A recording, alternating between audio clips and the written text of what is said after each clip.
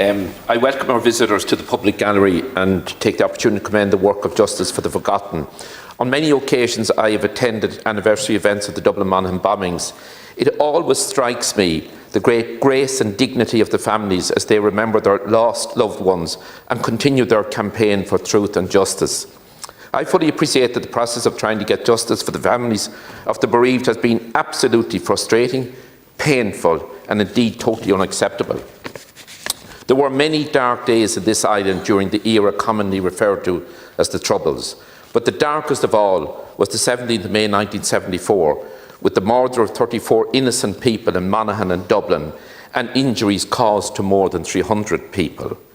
Those atrocities resulted in the highest number of casualties on any one day during that very difficult time. The UVF, a loyalist paramilitary group, claimed responsibility, but there are clearly credible allegations that elements of the British security forces colluded with the UVF in those bombings.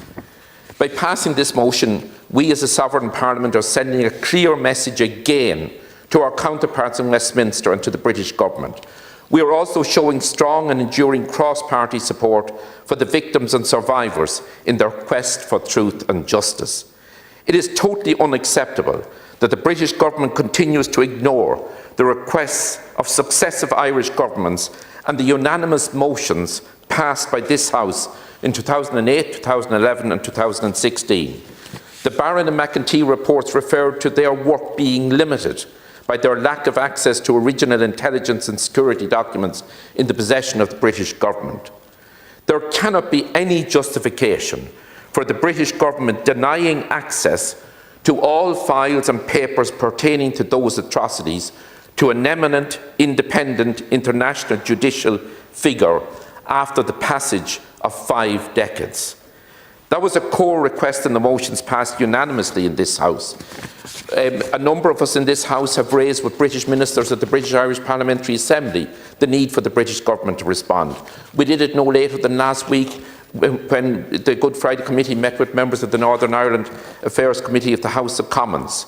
Unfortunately, there have been many incidences in which nobody has been brought to justice for horrific crimes.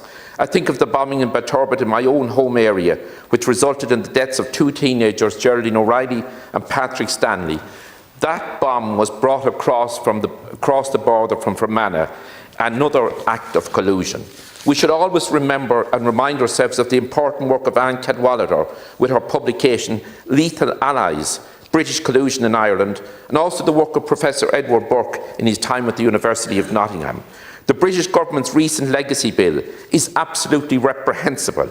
It is a charter for murderers, whether they were members of the British state forces or members of paramilitary organisations, to absolve themselves of the most heinous of crimes. That bill clearly says to families, forget your dignified campaigns and the information that has accrued from such work. That's a shameful message and one that should not come from a government in a parliamentary democracy. Thank you.